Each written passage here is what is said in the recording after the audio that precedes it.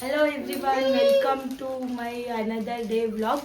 ಇವತ್ತಿನ ವ್ಲಾಗಲ್ಲಿ ಏನೇನು ಮಾಡ್ತೀನಿ ನೋಡ್ತಾ ಇರಿ ಗೈಸ್. ಇವತ್ತು ಅದೇ ನಿನ್ನೆ ಕೆಲಸ ಎಲ್ಲ ಪೆಂಡಿಂಗ್ ಇತ್ತಲ್ಲ, ಅದೇ ಕಾಲೇಜ್ ಹತ್ರ ಹೋಗೋದು, ತಿರ್ಗಾ ಆಮೇಲೆ ಬೋರ್ಡ್ ಹತ್ರ ಹೋಗ್ಬೇಕಿತ್ತು ಇವತ್ತು. ಅದೆಲ್ಲ ಕೆಲಸ ಬಾಕಿ ಇದೆ. ನೋಡಿ, ಅಪ್ಪ ಮಗಳು ಬೆಳಿಗ್ಗೆ ಬೆಳಿಗ್ಗೆ ಫೈಟಿಂಗ್ ಸ್ಟಾರ್ಟ್ ಮಾಡಿದ್ದಾರೆ. ಅವಳಿಗೆ ಸ್ನಾನ ಮಾಡಿಸ್ಬೇಕು, ಅದರಿಂದ ಇನ್ನೂ ಬಟ್ಟೆ ಹಾಕಿಲ್ಲ. ಸೊ ಅದರಿಂದ ಇವತ್ತು ಇನ್ನೂ ಏನೇನು ಕೆಲಸ ಇದೆ ನೋಡ್ತಾ ಇರಿ. ಕಾಲೇಜ್ ಹತ್ರ ಹೋಗ್ಬೇಕು. ಅದಾದಮೇಲೆ ನೆನ್ನೆ ವಾರ್ಡ್ರೂಫ್ ನೋಡಬೇಕು ಅಂತ ಹೇಳಿದ್ನಲ್ಲ, ನೆನ್ನೆ ಹೋಗೋಕ್ಕಾಗಿಲ್ಲ, ತುಂಬ ಜೋರು ಮಳೆ ಬಂದುಬಿಡ್ತು ನೆನ್ನೆ. ಸೊ ಅದರಿಂದ ಹೋಗೋಕ್ಕಾಗಿಲ್ಲ. ಅದಾದಮೇಲೆ ಈಗ ಇವತ್ತು ವಾರ್ಡ್ರೂಫು ನೋಡೋಕೆ ಹೋಗ್ಬೇಕು. ಇವತ್ತಿನ ದಿನ ಹೆಂಗಿರುತ್ತೆ ನೋಡ್ತಾ ಇರಿ. ಸಿಂಚನ ಇನ್ನೂ ಎದ್ದಿಲ್ಲ. ಅವಳು ಎದ್ದ ಮೇಲೆ ಏನದು, ಏನು ಗಾಯಿಸೋದು? ಹಾಂ, ತೋರಿಸಿ, ತೆಗೀರಿ. ರಸ್ಕ್ ತಿಂತಾ ಇದ್ದಾನೆ, ಆಗಲೇ ಫ್ರೂಟ್ಸಿಗೆ ಬಂದ್ಬಿಟ್ಟೆ. ಏನಿದು? Wow, mango.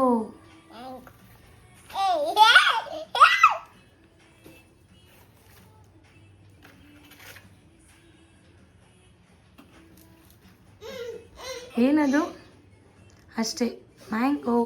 ಅವರಪ್ಪ ಬೆಳಿಗ್ಗೆ ಬೆಳಿಗ್ಗೆ ಮ್ಯಾಂಗೋ ಬುಕ್ ಮಾಡಿದ್ದಾರೆ ಅವನಿಗೆ, ಅದಕ್ಕೆ ಇಟ್ಕೊಂಡಿದ್ದಾನೆ. ಈಗ ಜಸ್ಟು ವಾಕಿಂಗ್ ಮುಗಿಸಿ ಬಂದಿದ್ದೀನಿ ನಾನು. ಸೊ ಸಿಂಚನ ಏನು ಮಾಡ್ತಾವಳೆ ನೋಡಬೇಕು, ಹೋಗಿ ನೋಡೋಣ. ಮೇ ಬಿ ಇನ್ನೂ ಎದ್ದಿಲ್ಲ ಅವಳು, ಎದ್ದೋಗ್ತಾಳೆ, ಅವರಮ್ಮ ಎಬ್ಬರಿಸ್ತಾರೆ. ನೋಡೋಣ ಬನ್ನಿ ಗೈಸ್, ಏನು ಮಾಡ್ತಾವಳೆ, ಅವಳಿಗೆ ಹೇಳ್ಬೇಕು. ಎಲ್ಲಿ ಸಿಂಚನ? ಅದು ಇನ್ನೂ ಎದ್ದೇ ಇಲ್ಲ ಅವಳು. ಸೊ ನಾನು ಇವತ್ತು ಬೆಳಿಗ್ಗೆ ಬೆಳಿಗ್ಗೆ ವ್ಲಾಗ್ ಸ್ಟಾರ್ಟ್ ಮಾಡಿದ್ದೀನಿ. ಅಕ್ಕ ಇನ್ನೂ ಮಲ್ಕೊಂಡೆ. ನಾನು ಆಗಲೇ ವ್ಲಾಗ್ ಸ್ಟಾರ್ಟ್ ಮಾಡಿದ್ದೀನಿ. ಟೈಮ್ ಎಷ್ಟು ಗೊತ್ತಾ ಟೈಮು? ನಾನು ವಿಡಿಯೋ ಮಾಡ್ತಾಯಿದ್ದೀನಿ ಸೀರಿಯಸ್ ಆಗಿ. ಎದೊಳೆ ನೋಡಿ, ಕಾಲೇಜ್ ಹುಡುಗಿ ಅಂತಾಳೆ, ಆದರೂ ಎದೊಳೋದು ಎಷ್ಟು ಗಂಟೆ. ಹಾಂ, ಪಾಪ ಅವ್ರ ಮಮ್ಮಿ ಎಲ್ಲ ಮಾಡ್ತವ್ರೆ ಬೆಳಿಗ್ಗೆ ಎದ್ದು. ಎಲ್ಪ್ ಮಾಡೋಣ. ಹಾಂ, ಏನಿಲ್ಲ, ಕಾಲೇಜ್ ಸ್ಟಾರ್ಟ್ ಆಗಿಲ್ಲ.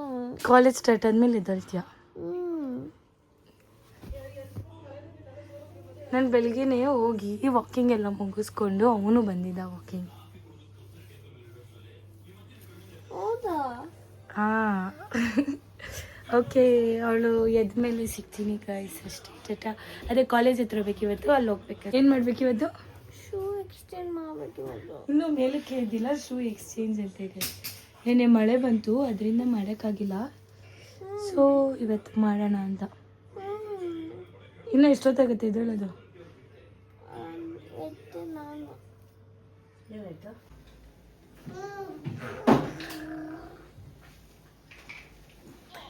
ಗೈಸ್, ಆ್ಯಕ್ಚುಲಿ ಇವಾಗ ಕಾಲೇಜ್ ಹತ್ರ ಹೋಗ್ತಾ ಇದ್ದೀವಿ.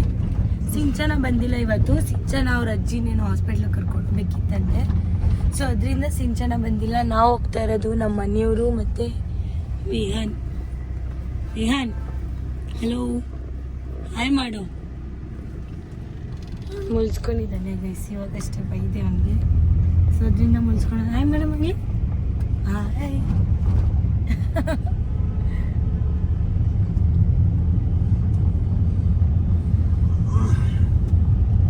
ಅವಳು ಅವರಪ್ಪನ ನೋಡ್ತಾವಳೆ ಗೈಸ್. ಅವರಪ್ಪನ ನೋಡಿದ್ರೆ ಬ್ಯುಸಿಯಾಗ್ಬಿಟ್ಟವಳೆ.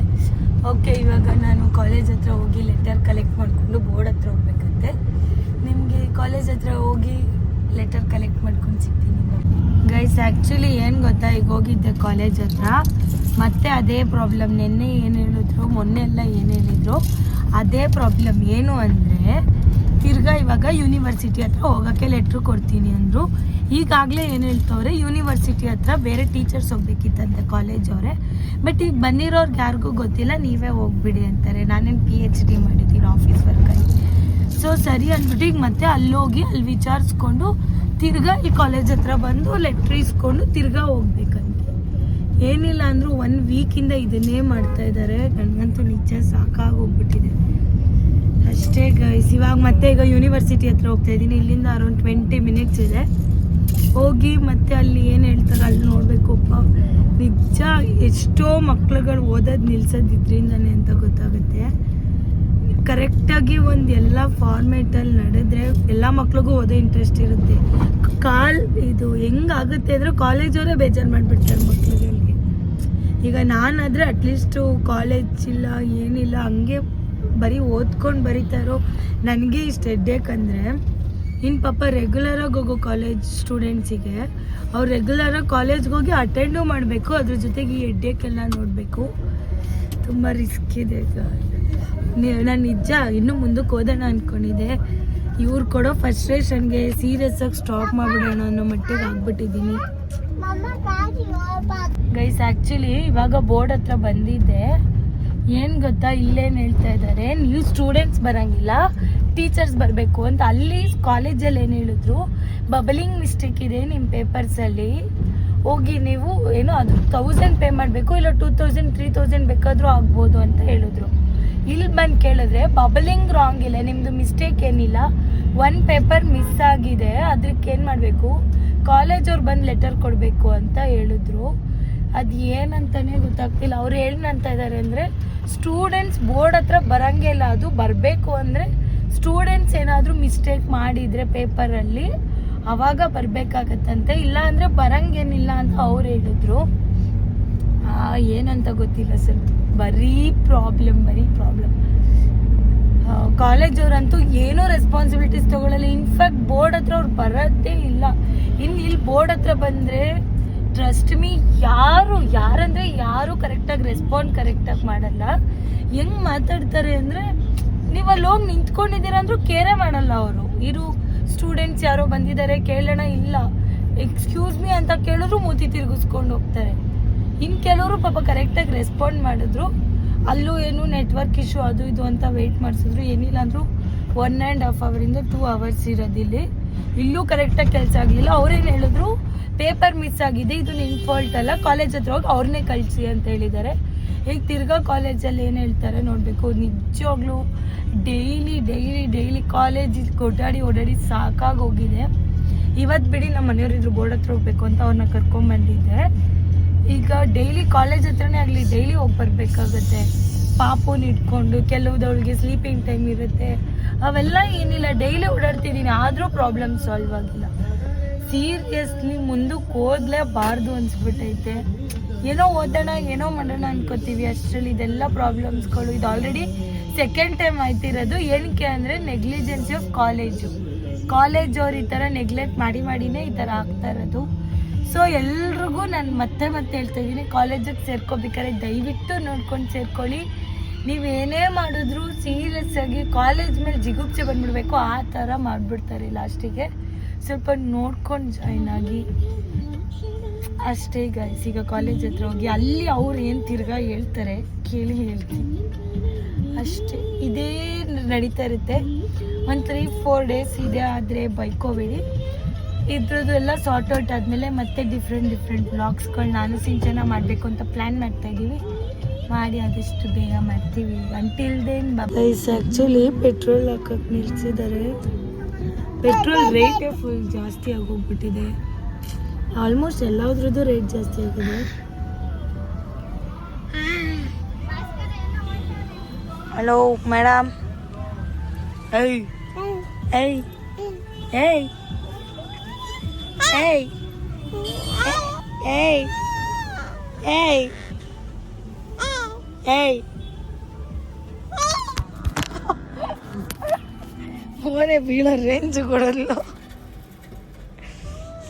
ಏಯ್ ಕೋಪ ಮಾತ್ರ ಬೇಗ ಬರುತ್ತೆ ನಿಂಗಲ್ವಾ ಪಿಳ್ಳೆ. ಏಯ್ ಏಯ್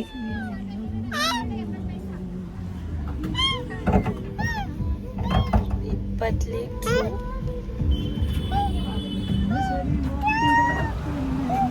ಯಾಕೇನು ಮಾತಾಡಲ್ಲ?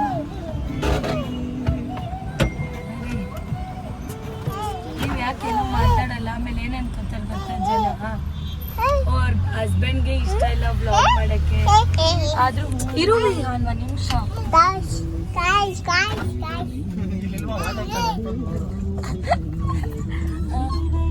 ಮೇ ಬಿ ಅವ್ರ ಹಸ್ಬೆಂಡ್ಗೆ ಇಷ್ಟ ಇಲ್ಲ ವ್ಲಾಗ್ ಮಾಡೋದು, ಅದಕ್ಕೆ ಏನು ಮಾತಾಡಲ್ಲ ಅನ್ಕೋತಾರೆ.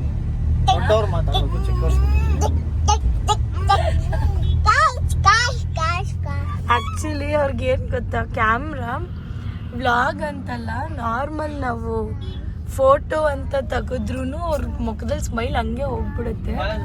ಅದೇನಂತ ಗೊತ್ತಿಲ್ಲ. ಹೌದು ಕಾಲೇಜ್ ಹತ್ರ ಹೋಗ್ಬೇಕು, ಅದೇನಂತ ಗೊತ್ತಿಲ್ಲ. ಈಗಿಂದ ಅಂತಲ್ಲ, ಅವ್ರು ಚಿಕ್ಕವರಿಂದನೂ ಅಷ್ಟೇ ಕ್ಯಾಮ್ರಾ ನೋಡಿದ್ರೆ ಈಗ ಸ್ಮೈಲ್ ಮಾಡ್ತಿರ್ತಾರೆ ಅಂದರೆ ಕ್ಯಾಮ್ರಾ ನೋಡಿದ ತಕ್ಷಣ ಮೂತಿ ಅಂತ ಹಾಕೋಗುತ್ತೆ.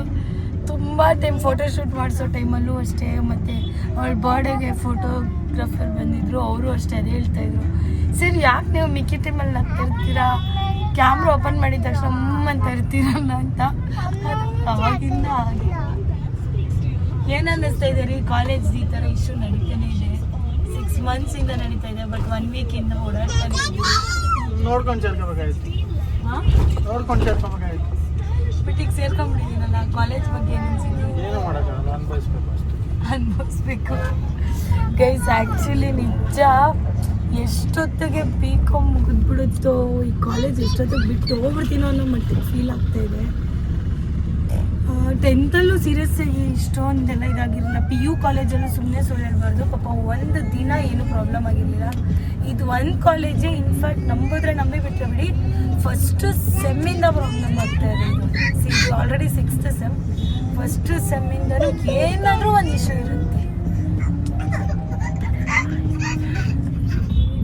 ಇವರಿಬ್ರು ಆಲ್ರೆಡಿ ಕಿತ್ತಾಟ ಸ್ಟಾರ್ಟ್ ಮಾಡಿಬಿಟ್ಟಿದ್ದಾರೆ, ಗ್ಯಾಪಲ್ಲಿ ಕಿತ್ತಾಡ್ತಾರೆ.